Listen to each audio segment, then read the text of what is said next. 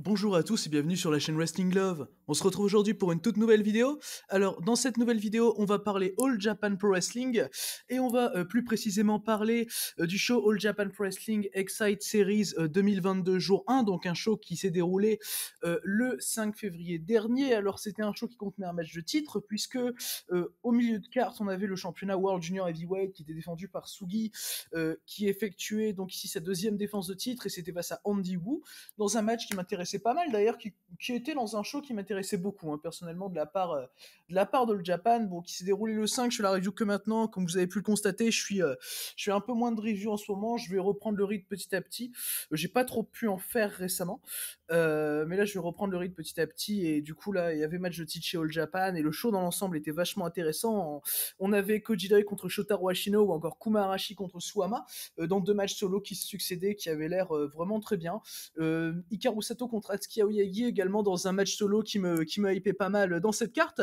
Et du coup, on va pouvoir donc commencer la review de ce show avec l'opener. Tout d'abord, opener qui était dans Six-Man Tag Team Match. Six-Man Tag Team Match dans lequel on avait Black Mensore, Dan Tamura et Yoshitatsu qui affrontaient Seigo Tachibana, Tajiri et Tatsuya Matsufusa. Le match a duré un peu plus de 9 minutes. Il a été remporté par Black Mensore, Dan Tamura et Yoshitatsu, avec Yoshitatsu qui a battu Seigo Tachibana par soumission. Du coup, personnellement, j'ai trouvé le match vraiment sympa. Il y a également un certain storytelling puisque Yoshitatsu vient de se faire trahir par le reste du Yoshitatsu Kingdom qui a du coup rejoint Kazuma Sakamoto pour un clan. Et du coup, t'as un espèce de revanche entre Yoshitatsu et Tachibana qui est assez intéressante. Black Mensore fait une bonne perf également. Des bons échanges avec Tajiri, j'ai trouvé. Personnellement, Black Mensore, de toute façon, il est toujours assez solide dans ses performances. C'est toujours assez intéressant ses matchs. Matsufusa a été loin d'être mauvais. C'est la première fois que je le voyais catcher. Il a été vraiment sympa. Et du coup, c'est un match qui était bon, correct hein, pour faire l'opener. Voilà, personnellement, j'ai mis 3 étoiles. C'était vraiment pas mal fait. Et du coup, victoire assez logique hein, de Mensore, Tamura et Yoshitatsu dans ce match du coup de 9 minutes. Du coup, voilà donc par rapport à cet opener. Et on va maintenant pouvoir passer donc au deuxième match du show. Alors, le deuxième match du show, c'était un match solo qui m'a hypé pas mal. C'était Hikaru Sato contre Atsuki Aoyagi. Du coup, dans un match solo concernant la division junior. Le match a duré un peu plus de 8 minutes et a été remporté assez logiquement par Hikaru Sato. Hikaru Sato qui a d'ailleurs pas mal dominé Atsuki Aoyagi hein, dans ce match, il a mis quelques kicks vraiment impactants. Hikaru Sato comme à son habitude, techniquement c'est toujours vraiment très bien. Atsuki Aoyagi résiste bien, il est assez vif, assez feu follet. Hein. J'aime bien personnellement le style qu'arbore Atsuki Aoyagi, il est vraiment très intéressant. Je trouve et là contre Sato, franchement ça matchait bien, ça se trouvait bien, il y avait une bonne alchimie, c'était vraiment très intéressant tout le long. Et au final ça nous a donné un très bon match de 8 minutes comme ça pour de l'undercard, j'ai trouvé ça super. Donc voilà, personnellement j'ai mis 3,5, on est sur le deuxième meilleur match du show à mes yeux. C'était vraiment très très bien, ça envoyait comme j'ai dit, Hikaru Sato c'est très impactant, c'est bon techniquement, c'est assez stiff, et Aoyagi en face c'est le contraire en termes de style de catch, c'est un high flyer et qui est toujours fluide, qui est toujours intéressant, qui arrive toujours à se rendre pertinent, à avoir des bons retours. Donc globalement on est tombé sur un match qui était vraiment assez pertinent, ce qui est pas une surprise au final sur un match entre Hikaru Sato et Atsuki Aoyagi, et du coup qui va avoir une suite, on en parlera un peu plus tard dans le show, mais voilà, victoire assez logique hein, d'Hikaru Sato donc dans ce match. Du coup voilà donc par rapport à ce match du coup remporté par Hikaru Sato assez logiquement, et match auquel j'ai mis la note de 3,5. On va maintenant pouvoir passer donc au troisième match du show. Le troisième match du show qui était un six-man tag team match avec Kazuha Kimihara, The Bodyguard et Zeus qui affrontaient Takaomori, Shuji Ishikawa et le nouveau rookie d'All Japan, Ryo Inoue. Le match a duré un peu plus de 15 minutes, on a eu une victoire assez logique des Big Guns, donc Bodyguard et Zeus, et de Kazuha Kimihara qui, on le rappelle, un gars de la Dotonbori Pro qui était déjà apparu l'année dernière chez All Japan Pro Wrestling. Alors du coup, personnellement, c'est un match de 15 minutes que j'ai plutôt bien aimé, j'ai mis la note de 3,25, voilà, on est sur un match qui est assez sympathique à suivre, un match, voilà, rythme All Japan, il y a des très bons échanges entre Zeus et Ryo Inoue, je trouve. Zeus qui a vraiment malmené Ryo Inoue qui est un rookie, il est là face à Zeus, la montagne, qui met des gros chops, qui est très impactant, très, très strong dans ses prises, ses soumissions, tout, et t'as Ryo Inoue en face qui essaye vraiment de faire le boulot. J'ai trouvé ça très bien personnellement. Il y a eu également des très bons échanges entre Takaomori et Kazuha Kimihara, j'ai trouvé. Mori qui franchement fait des performances vraiment intéressantes encore. Il est assez impressionnant à Takaomori et en équipe avec Shuji Ishikawa, je trouve que ça fonctionne plutôt bien. D'ailleurs, et mettre Ishikawa avec un rookie de son côté, ça fonctionne également très bien. Donc personnellement, j'ai pu être vraiment que satisfait hein, par ce six-man tag où c'était assez Steve tout le long. Voilà, et Ryu Inoue a plutôt bien joué son rôle de rookie. Il s'est fait pas mal dominer, évidemment, c'est lui qui perd le match pour son équipe. Mais ça gagne toujours de l'expérience, voilà. Et puis voir Zeus comme ça contre un rookie, c'est toujours une position assez intéressante, je trouve, pour Zeus, qui est un catcheur très stiff, de tomber comme ça face à un rookie qui veut tout donner. Je trouve ça vraiment intéressant d'un point de vue storytelling. C'est assez basique, mais c'est toujours, ça fonctionne toujours. Du coup, voilà donc par rapport à ce troisième match du show auquel j'ai donc mis la note de 3,25. Et on va maintenant pouvoir passer au quatrième match de la carte. Quatrième match de la carte qui était donc le match de titre du show. Et c'était du coup le match de championnat junior heavyweight. Comme je l'ai présenté en début de vidéo, nous avions Sugi qui défendait son titre pour la deuxième fois face à Andy Wu, sachant que la première fois c'était face à Rising Gayato, hein, dans le show du 29 janvier, si je dis pas de conneries, ou 23 janvier. Du coup, Sugi a logiquement conservé son titre en un peu plus d'une minute face à Andy Wu. Ma déception, c'est un peu le temps, parce que finalement, ils n'ont pas eu le temps de faire grand-chose dans ces 8 minutes. Sugi et Andy Wu, malheureusement, alors évidemment, ça part assez vite, avec un Sugi qui, évidemment, comme à son habitude, très bon, très rapide, très fluide. Andy Wu également, Andy Wu qui suit bien le rythme, mais j'attendais peut-être un petit peu plus dans la position de challenger d'Andy Wu, personnellement. Andy Wu, on le voit un peu de plus en plus quand même hein, chez All Japan Pro Wrestling, et ça fait plaisir. C'est un catcheur que j'aime beaucoup. Du peu que j'ai pu voir du côté de Wrestle One ou encore de Vamostar, je trouve que franchement Andy Wu c'est un super catcheur. Et là, le voir face à Sugi, évidemment, c'était un match qui m'a hypé beaucoup, mais au final, je reste un petit peu sur ma faim par rapport à ce match, même si ça reste un bon match, hein, évidemment, et j'ai mis 3,25. Voilà, ça reste un match tout à fait acceptable dans un milieu de carte d'un show qui est finalement pas si gros que ça va, hein, il y a aucun problème là-dessus. Et je pense que le match aurait quand même pu en donner un petit peu plus, parce que je pense pas que c'est une affiche qu'on reverra de sitôt, peut-être dans la Junior Battle of Glory, mais finalement, à part ça, il y aurait pas d'autre occasion de revoir cette affiche en 1 contre 1. Et encore, ça c'est si Andy Wu participe à la Junior Battle of Glory, s'il reste dans son run All Japan jusque le mois de juin. Et c'est vraiment pas certain. Mais du coup, franchement, ouais, match assez bon, match assez fluide. Bon petit match junior, voilà. C'est un match habituel de Sugi hein, qu'on peut voir. Il remporte le match avec évidemment son 450 depuis le milieu des cordes, et il conserve donc son titre assez logiquement. Donc voilà, c'est un 3,25 pour ma part, hein, ce Sugi contre Andy Wu. Du coup, alors par rapport à l'après-match, parce que Sugi dans l'après-match va connaître son prochain challenger, c'est donc Hikaru Sato qui est venu challenger Sugi, ce que j'ai trouvé assez logique à titre personnel, dans le sens où Sato, bah, ça fait quasiment 1 an qu'il a pas eu de chance au titre junior. Également, Hikaru Sato, il vient de battre Atsuki Aoyagi dans l'undercard, dans le deuxième match du show qui était très bon, donc voilà, personnellement, voir Sato challenger pour le titre de Sugi, c'est ce qui me paraissait le plus logique au final, au vu de sa victoire. Il n'y avait pas d'autres juniors qui me paraissaient aptes à challenger Sugi dès maintenant, enfin à moins de tourner en rond et de mettre par exemple un Izanagi, enfin bref, il y avait pas et encore Izanagi qui était même pas sur la carte, et heureusement, moi ça me va hein, de ne pas voir Izanagi sur une carte, tout comme Devil Murasaki, hein, ça fait pas mal plaisir.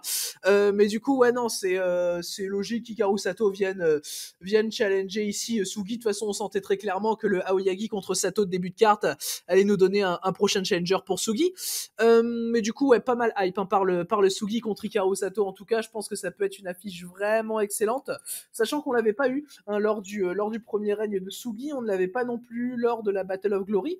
Donc personnellement, bah, je ne peux trouver ça qu'intéressant au final de voir Sugi et Hikaru Sato s'affronter donc pour le championnat junior, sachant que tu as un match preview qui a été annoncé, qui m'a hype énormément.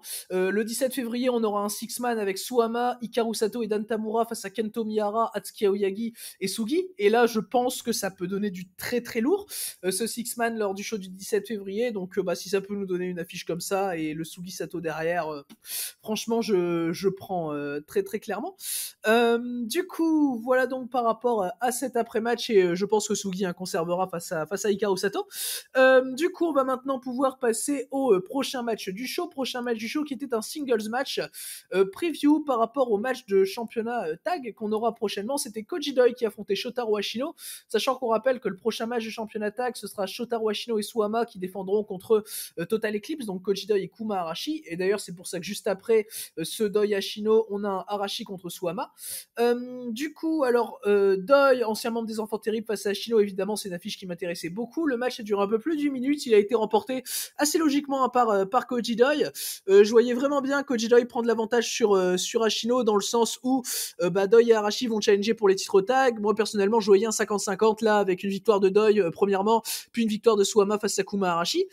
On parlera juste après du Suwama Arashi. Et pour ce qui est du Doi Ashino, tu vois que les deux mecs veulent quand même en découdre. T'as un Doi qui est assez brutal, qui va notamment faire un pile driver à l'extérieur du ring sur Shotaro Ashino. Ashino qui va très bien vendre toute l'offense de Koji Doi. Ashino qui va avoir quelques bons retours, qui va essayer de placer son ankle lock. Ça va pas être suffisant, voilà. Doi va le battre peut-être un petit peu trop facilement, je trouve. Mais en soi, le match est assez bien booké. On n'est pas... Enfin, je veux dire... On n'est pas sur un gros match, mais on le prépare. Du coup, il faut quand même donner des éléments.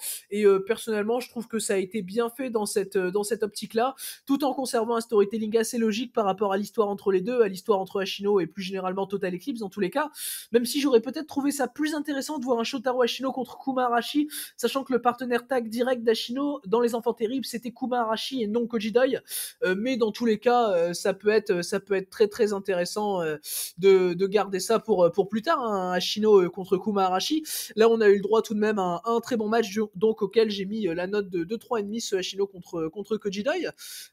Du coup, voilà donc par rapport à ce match donc de 8 minutes remporté par Koji Doi. Et on va maintenant pouvoir passer au pré-main event donc de ce premier jour des All Japan Pro Wrestling Excite Series 2022. Pré-main event qui était donc le singles match qui opposait Kuma Arashi à Suwama, qui m'a hypé pas mal également. Du coup, ce Kuma Arashi contre Suwama, il a duré un peu plus de 10 minutes et il a été remporté de manière totalement clean par Kuma Arashi, ce qui m'a énormément surpris à titre personnel, dans le sens où après la victoire de Doi, ça se confirmait un petit peu pour moi, on aurait un booking 50-50 avec une victoire de Doi côté Total Eclipse et une victoire de Suwama côté Runaway Suplex, mais non, au final, ils ont décidé de donner les deux victoires à Total Eclipse, et personnellement, je trouve ça assez intéressant d'un point de vue booking, à voir quelle va être la réaction de Runaway Suplex, notamment sur leur match de titre. Dans tous les cas, ce match de titre, il me hype pas mal, et ce Suwama contre Arashi, personnellement, ouais, je l'ai trouvé vraiment très bien. Du coup, t'as Suwama qui est peut-être pas aussi strong que d'habitude, j'ai trouvé, notamment sur son sleeper roll, tout ça, mais t'as Arashi qui vend assez bien, et puis ça reste Suwama, donc c'est très impactant, notamment au niveau des chops. Ça reste Suwama, ça reste très intéressant, ça reste logique, ça reste hyper agréable à voir. Vraiment, Suwama a un catch tellement agréable à voir, c'est assez dingue, je trouve vraiment. Suwama, je trouve juste stratosphérique, hein. De toute façon, dès qu'il est sur un ring, tu sens que c'est plus facile que pour les autres. C'est assez taré. Mais ouais, en tout cas, franchement, c'était un match très intéressant. J'ai mis 3,25, j'étais pas loin du 3,5 personnellement. J'ai peut-être été un petit peu déçu quand même, mais ça restait très bien dans la globalité, voilà. J'ai préféré récompenser sur la note le Shotaro Ashino contre Koji Doi, qui m'a plus surpris dans le bon sens du terme, tandis que là, c'était vraiment un match assez régulier de Suwama, mais ça reste très très cool. Enfin, un match, non, ça reste pas, je pense pas que ce soit un match assez régulier de Suwama, parce qu'un match assez régulier de Suwama, c'est un 4, donc non. Mais ouais, non, franchement, c'était bien cool ce Arashi contre Suwama. Donc avec la victoire surprise, mais néanmoins vraiment intéressante, hein, de Kuma Arashi. Du coup, voilà donc par rapport à ce match, auquel j'ai donc mis la note de 3,25, mais bon, je suis vraiment pas loin du 3,5. Et on va pouvoir maintenant passer au main event de ce show. Main event de ce show qui était un 6-man tag team match dans lequel Nextream, donc Kento Miyahara, Rising Hayato et Yuma Aoyagi affrontaient Total Eclipse, donc Hokuto Omori, Ryuki Honda et Yusuke Kodama. Du coup, le match a duré un peu plus de 19 minutes. Il a été remporté par Miyahara, Rising Hayato et Yuma Aoyagi. Ce que j'ai trouvé personnellement assez logique, hein, sachant que Miyahara est champion Triple Crown depuis pas longtemps. Il a battu Ryuki Honda pour remporter le titre.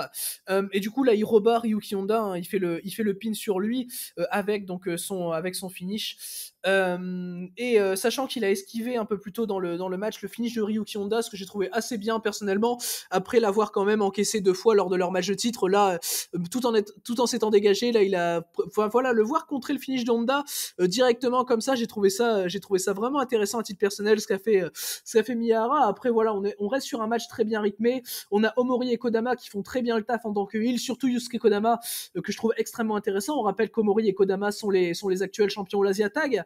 Après, ça pourra nous donner peut-être un Rising Hayato et Yuma Oyagi qui challenge Omori et Kodama pour les titres l'Asia. Personnellement, ça me paraîtrait plutôt intéressant. Évidemment, bien plus quali que la dernière défense des titres l'Asia qui était effectuée face à Izanagi et Devil Murasaki, hein, ce qui n'est au final pas compliqué à faire, hein, mieux que ça.